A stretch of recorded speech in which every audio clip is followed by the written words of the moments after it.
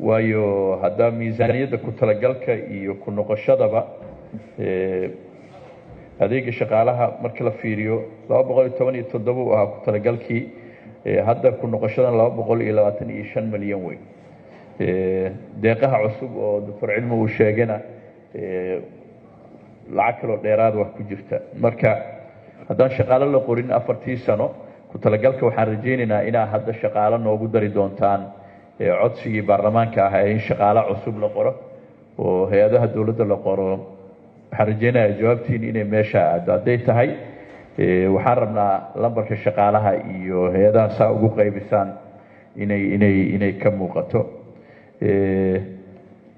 tan kale dakhliga waa kordhay ma fahmin Dr. Cilmi inta miisaaniyadda inay wax isdhimeen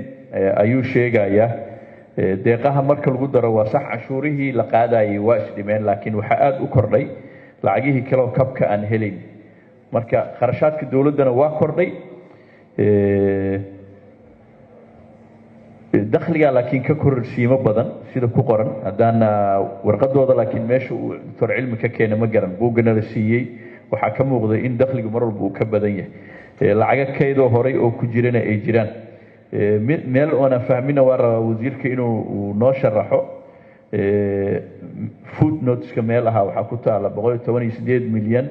oo ah bixin deymo World Bankiga AFDB taana inaan noo faahfaahiso waa jeclaan lahaa lacaga deymo annaga aan bixinayno oo nalaga raba miya deymahaasna deymahe way annaga ilaa hadda waxaan ogeyn welina looma keenin wasiirka waxaan ka sugaynay horta deymaha Soomaaliya lagu leeyahay meeqay yihiin goormaan qaadanay yaan ka qaadanay guddoonkana horaan uga codsanay ayadoon arrintaa naloo sharaxin waana la wareeriyey marka hadda hadday bilaabatay ayaan dhexana waa ka digayay shuruuc markaan laga soo saarayay markaan saxiixno in la yiraahdo intaasoo deymooda idinku leeyahay sanad walba intaasaa miisaaniyadiina lacag laga qaadaya horta waxaan jeclaan lahaa wasiirka hal mar inuu noo sheego dawladda Maxamed Siyaad markay dhacaysay deynta lagu leeyahay Soomaaliya 2 bilyan iyo xoogaa bay ahayd haddana 5 bilyan bay maraysaa yaa nagu le seena loogu leeyahay baarlamaanka xaq uu leeyahay inuu ogaado maxaa dulsaar ah maxaa capitalkii aan qaadanay ah kadibna uu noo sharxay deyntan aan celinayno cidda aan u celinayno iyo cidayna siisamiya mise World Bank iyo AFDB oo dalaaliin ah yaa siinayna sababtaan u siinayna maxay tahay taana waa rabaa waqtiga ayaan ku filnayn inaad qoraalkan dambe guddiga inaan akhrino waa jeclaan lahayn laakiin hadda naloo qaybiyey marka wax badan oo aan ka akhrin lahayn fursad uma helin miisaaniyaddan kaliya aan ku mashquulay cabsidii badneed oo tirada badneed oo jirtay in oo ku noqoshada ay qarasho badan isdhimi doonaan ima muuqato hadda markaan fiiriyo dakhliga kororkiisa tan kale mudan guddoomiye waxaan jeclaan lahayn arrimihiina lagu haystay doorashada lacag intee laga keenaya waxaan qabaa miisaaniyaddan haddaan fiirino qarashaas tiro badan oo inta ku qoran in ayagaba laga jari karo oo 50 milyan oo guddiga doorashada madaxa bannaan uu raadinay inaan waqti inta u helno miisaaniyaddan fiirino 70 milyan inta laga heli karaa xafiisyo la qalabaynayo iyo agab tiro badan oo aan loo baahnayn qarashkooda ku qoran yahay aniga waxaan qabaa in arrimaha inta laga leexiyo laakiin waxay u baahan tahay waqti in loo helo guddina loo saaro lagu kabo guddiga maaliyadda lacag doorasho oo lagu galo qof iyo cod aniga waxaan qabaa intaaba laga heli karaa haddii qarasho tiro badan oo aan u arko inaysan miis hadda in la bedelo inaan loo baahnayn iyo in darbi la rinjiyeeyo haddii waxa shacabka Soomaaliyeed uu naga sugaayo oo leeyahay doorasho qof iyo cod waa in la gala qasab ay tahay aniga waxaan qabaa qarashada inaan jiheyno u jiheyno doorashada annagoona ajnabi aan wax ka rabnaa iyo cid kale aan wax ka rabnaa dhihin miisaaniyadda halkaan noogu qoran iyo kaydka halkaan iyo Turkiga noo yaala inaan ku xisaabtano arrintaana waa qabaa waa maadsanta akhrintii koowaad ee budgetka waxaa halkan laga cadeeyay gaar ahaan wasiir ku-xigeenkaaga maaliyadda uu noo sheegay in la joojiyey 3 sano iyo barkii la soo dhaafay in wax shaqaale cusub la qoro halkan waxaa ka muuqda in ay korodhay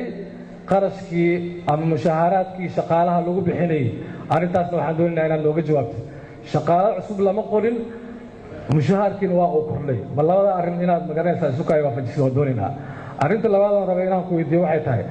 19 milyan oo maqnaa meesha ay jidho weli noomaadan sheegin oo aanu ku weydiinay akhrintii koowaad ee budgetka la soo dhaafay lacag 19 milyan ayaa maqan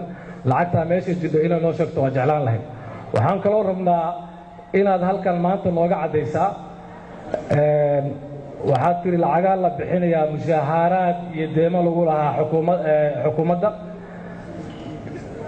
baarlamaanka mushaar baa ka maqan shaqaalaha rayidka mushaar baa ka maqan ilaa iyo iminkana wax la bixiyey ma ay jiraan maalin walbana ballanqaad ayaad samaysaa maalinta ugu dambaysa waanu kuu sheegna waxaanu ku niri ha noo imaan adigoon meel saarin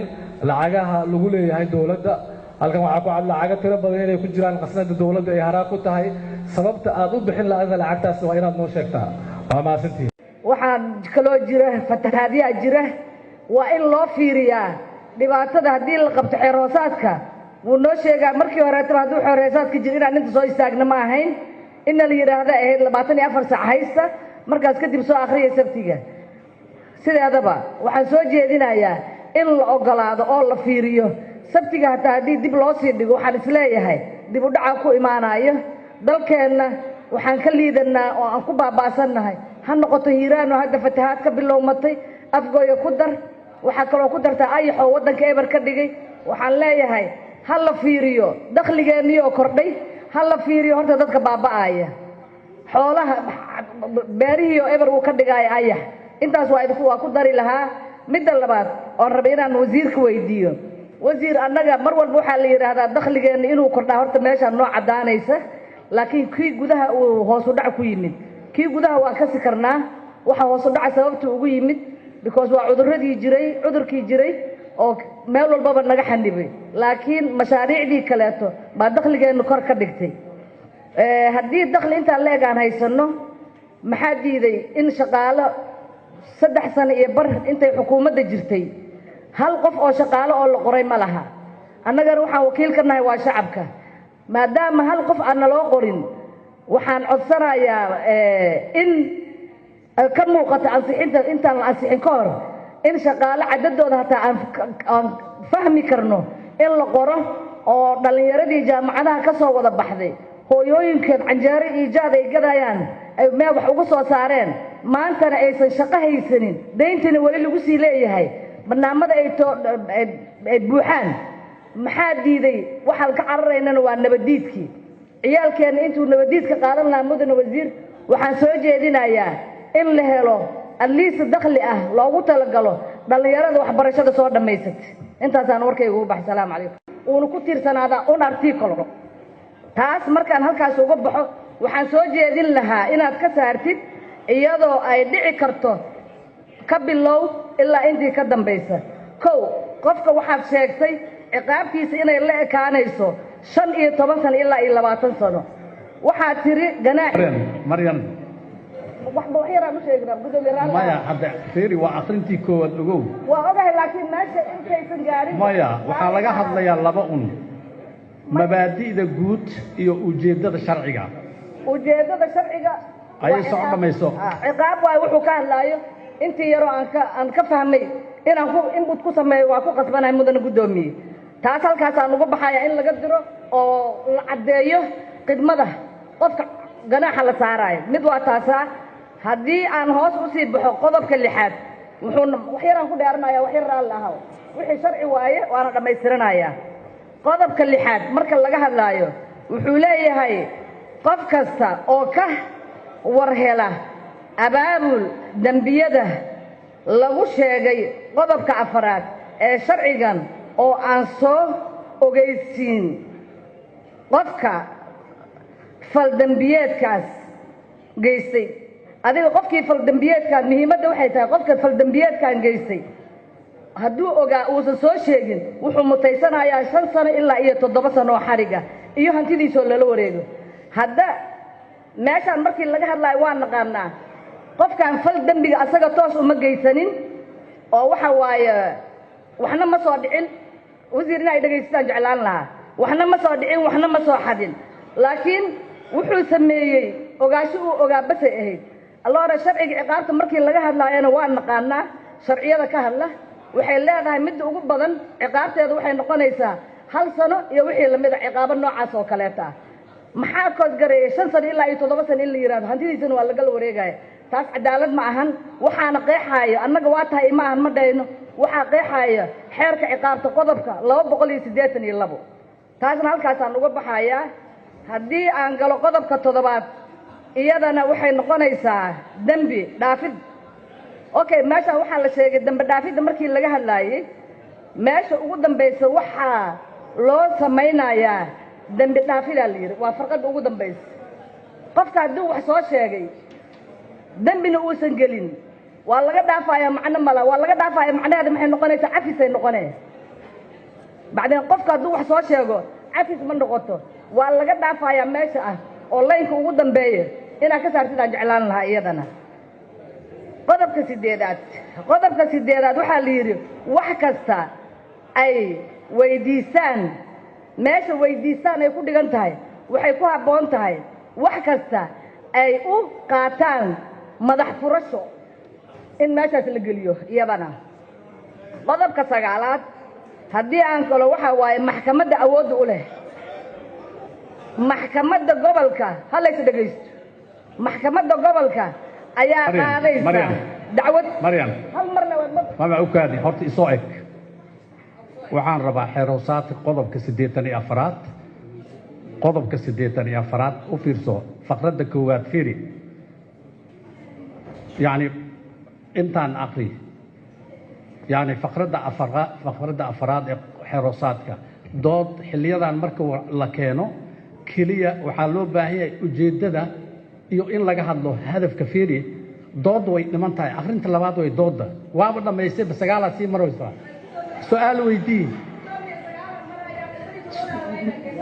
su'aal weydii waa qaldan tahay fariiso Maryam haye sheeg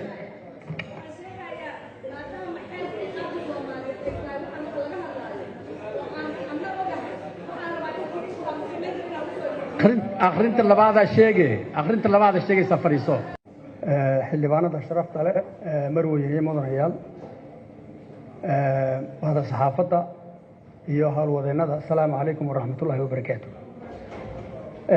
waxa aan aad iyo aad u soo dhaweynayaa reportkii ama taqriirtii ay keeneen guddidu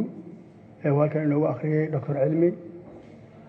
si fiican bay u tilmaamaysaa waxyaalaha siday wax yihiin si fiican bay runtii u tilmaamaysaa waxaa kaloo aan soo dhaweynayaa su'aalaha lana weydiiyey runtii wax ku oolka ah ee loo baahan yahay in wax la iska idhaahdo waxaan doonayaa inaan ka jawaabo su'aalaha sida soo socota iyadoo aan qirsanahay inay tahay akhrigii labaad oo kii saddexaad soo socdo ayaan magaranaysaa su'aalaha ka jawaabaya waxbaa kordhay haddana wax ma kordhin waa confusion weeyaan soo maaha waxaan idiin sheegayaa mudanayaal iyo marwooyin kharashkeenna prioritieskeenna ku habaysan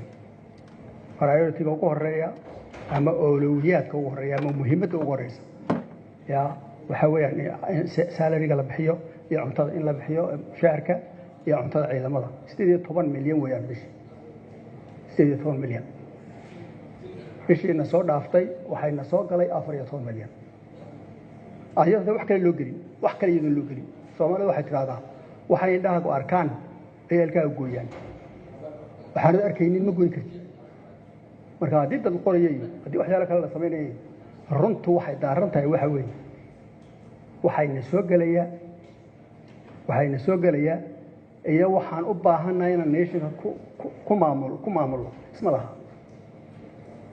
ayadoo markii hore ilaa 18 milyan aan gaadhnay oo kabku ilaa 8 milyan yahay ayaa bishii dhaweyd 14 bay noqotay